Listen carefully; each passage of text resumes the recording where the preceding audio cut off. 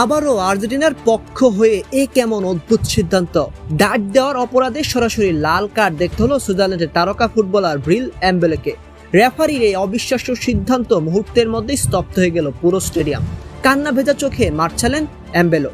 কিন্তু সত্যি কি লাল কার্ড পাওয়ার মতো অপরাধ ছিল, নাকি রেফারি আর্জেন্টিনাকে জেতানোর জন্য এমন সিদ্ধান্ত নিলেন? প্রিয় দর্শক, ম্যাচের শুরুতেই গোল করে আর্জেন্টিনাকে এগিয়ে নিয়ে যান লিওনেল মেসিরা। প্রথমার্ধে সেই গোল হজম করার পর দ্বিতীয়ার্ধে খোলস ছেড়ে বেরিয়ে আসে সুইজারল্যান্ড। ম্যাচের ঠিক 66 মিনিটে এক অবিশ্বাস্য গোল করে সুইজারল্যান্ডকে সমতায় ফেরান তাদের স্ট্রাইকার।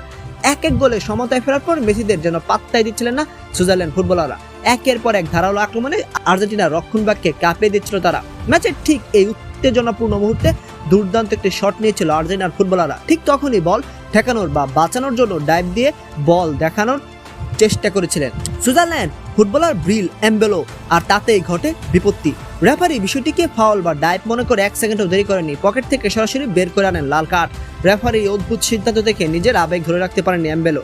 কান্না করতে করতে মাঠ ছাড়তে হয় এই ফুটবলারকে। ফুটবল প্রেমীদের দাবি, রেফারি চাইলে এখানে সর্বোচ্চ একটি হলুদ কার্ড দিয়ে সতর্ক করতে পারতেন, সরাসরি লাল কার্ড দেওয়ার মতো কোনো পরিস্থিতি ছিল না।